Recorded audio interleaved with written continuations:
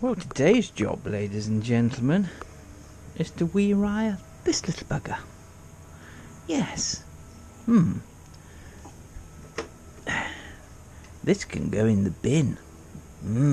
Because we have a new one. Yeah. And it comes with a plug, which is a very tight fit. And basically, it's just a case of let's chop that off, wire this in, bolt the fucker on. Bolt the product on, and see how we go. Yes. This one is from, I usually buy Electrex World parts because they do tend to outlast a lot of things. This one is from M&P, and it's made by a company. Well, it's listed as the company as MTX, which is apparently quite a good make, but it's got UP2 there, so obviously they're making it on behalf of. But it looks all right. Let's face it. The Electrex one was £100, not including postage. This one was £45, so I'm going to give it a punt because I didn't have £100. So. Looks I'm going to be doing some wiring. Yes, lovely. I love wiring. Just a little note about rectifier wiring, mainly on Japanese bikes. Don't, whatever you do, go into the forums and say I need to put a rectifier on, or this is wrong, or that is wrong, because it will send you down the world's largest rabbit hole. I'd say Uncle Barnyard is strimming. How inconvenient. How inconvenient that a pensioner is tidying his bush in my backyard. Anyway, usually on a Japanese bike you will have 3 yellow wires coming from the stator, which is usually on the right hand side of an inline 4, and it will come up into the loom and come out near the rectifier. And the rectifiers usually have this nice big weatherproof cover on, because any muck, shit or dirt, anything like that that gets into this plug will cause resistance, and resistance, as we know, is bad, and it can cause the overheating. Just the shite in the plug can cause overheating. This is a dodgy rectifier, I'm guessing. If not, it's going to be the stator, but we'll know when we fit the rectifier. Basically, your stator punts out AC, and there's no polarity. So the 3 yellow wires, how they're put into this plug here, and how they're on the spare plug, they can be basically wired up together, 1, 2, 3, in a row. Doesn't matter which way round. So it doesn't matter if you mix these yellow wires up, as long as they're all obviously together in the correct place in the plug, which is usually like that. You'll then have a hot side and a ground, or basically you'll have what's coming out of the regulator is DC current, and that obviously has polarity.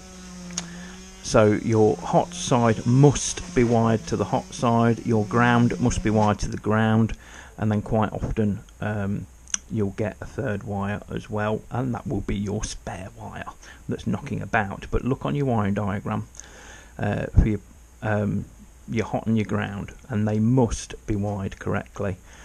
Some rectifiers only have 5 wires. I think some MOSFET systems only have 5 wires as well. So don't worry about the yellow ones. They can go in the bottom like that in any way. Nice. Turn off the camera. Yes. A few moments later. Part 1 done. I'm using these connectors because if the rectifier goes again, it's going to be simple enough just to wire another one in, because this is all pre-done. This is obviously going to get heat shrink over it, and I looked on the web, not one of the forums, I hasten to add, and it does recommend these cause problems if there's any form of corrosion, dirt or anything like that. So they're going to get fully wrapped in heat shrink, but somebody also recommended that when they do this kind of stuff in you know, critical applications, they put dielectric grease on just to help prevent the corrosion. And also they recommend, if it's a heat sink like a regulator, is where it mounts the bike, you can see a little touch of corrosion around it, is obviously clean this up and put a little bit of thermal paste on, which sort of makes sense. And anyway, there's the other half, and there's the humongous amount of heat shrink that's going to go over both terminals. And then, you know, if we have problems, it's easy enough to cut through the heat shrink and replace it. So yes, yes. Carry on then. Beverage of the day: orange and pineapple cordial. Robinson's, you know, only the best. Don't throw your old plug away, because this will give you the orientation that the wires have to go. Rule of thumb is it's always the yellows at the bottom or the top of the plug, whichever way around you want to call it, and then you will have your you know, your ground and your posi and your little tickle wire. Nice. Right, that's my handy tip of the day. Shut up, Jim. That's all plugged in. Now to get my little heat gun and do the shrink wrappage. Yes, Bernard's still mowing the lawn. It's all wired up. Batteries in. We've got 12.98 in the battery, which is good. The only cock-up I've had, because let's face it, it wouldn't be one of my videos without a slight little testicular cock-up. I forgot to move the weatherproof boot onto the new piece of wiring. So one thing I am going to do, and I've seen this on loads of second-hand bikes, so you know, I'm not in an exclusive club, is just cut the boot, put it on the plug, and we'll cable tie it. But I'm also going to put some dielectric grease in there. But the next thing I'm going to do, I want to fire the bike up and just see if it's charging properly. But I need a wee first, so I'll go and do that first.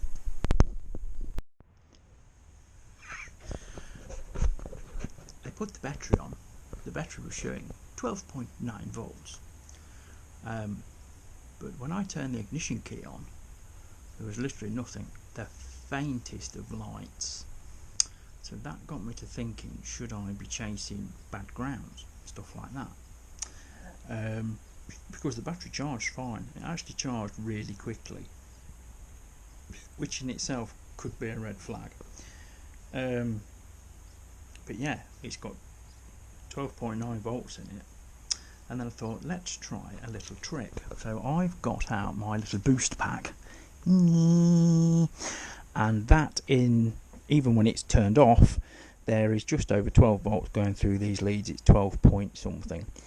And by plugging this into the completely dead Merc battery, I actually got the voltage, and just leaving it, I actually got the voltage up high enough that the battery charger recognised the battery, charged the battery, and as you've seen, the Merc starts. So it's the battery, because I've got really good ignition lights and stuff. It will spin over, but not enough to fire, I don't think. No. So the battery's dead.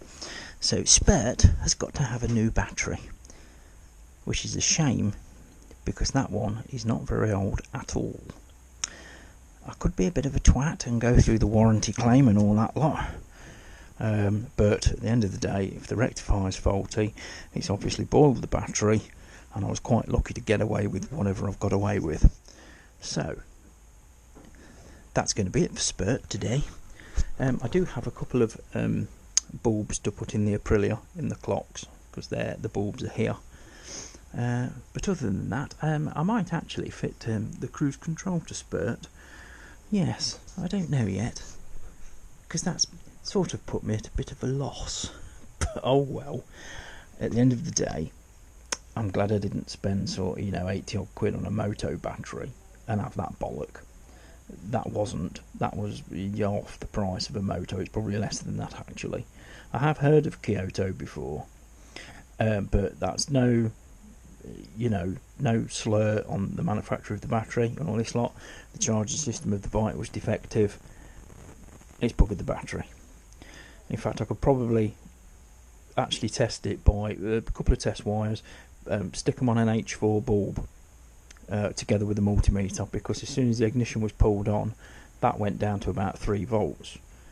So that got me chasing a bad ground, etc. Fortunately, I didn't tear the bike apart, and then I thought, yeah, we'll do this. So yes, so that's it for Spurt today. More surgery required, but at least it's only a bolt-on part.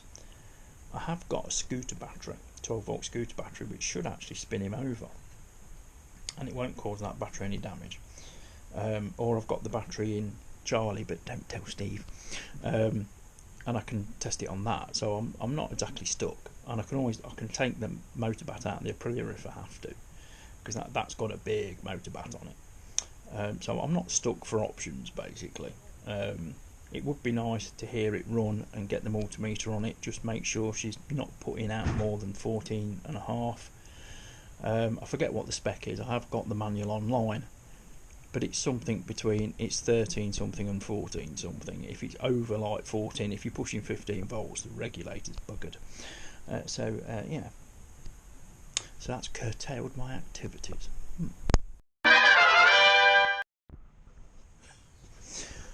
I had an idea.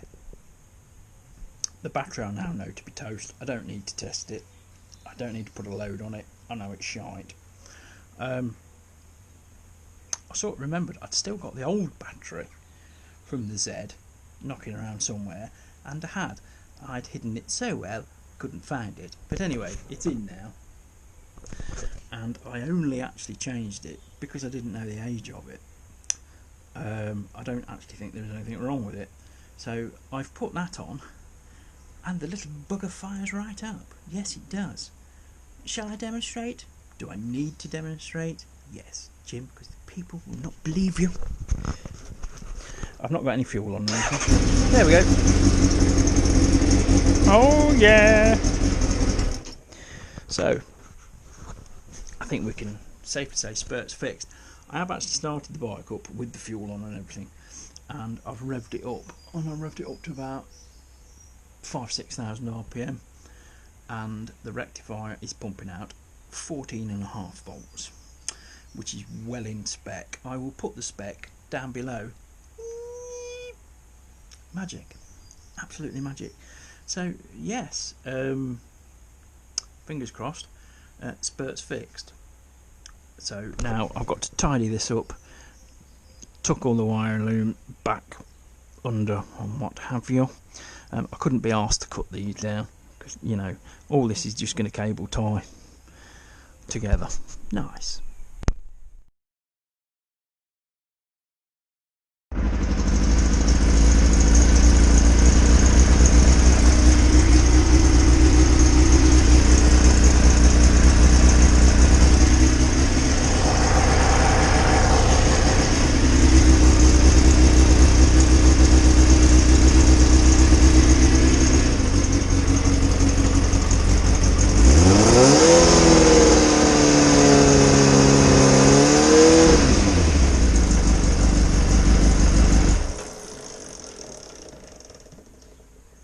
Cool. Oh yeah. That works. Another thing too, while the bike's running, the yellow stator wires shouldn't get hot. Warm is acceptable, but not hot. And they are fine. Lovely.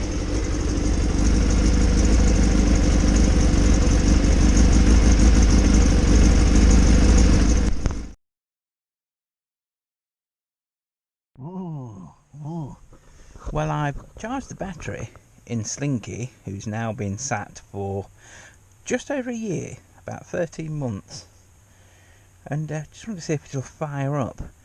If it does, it will be loud. Now the Mercedes has a little trick. When you turn the ignition key on, literally if you just flick it like that, it will go through the start process itself. There's no need to hold the key. So let's see, shall we? Ooh, fuel pumpage priming. I really don't know how much fuel's in it. Ooh, shoot, Radio 1? I don't listen to fucking Radio 1. Go piss off. Disgusting development that was. Are we ready? It's going to be loud though, no exhaust.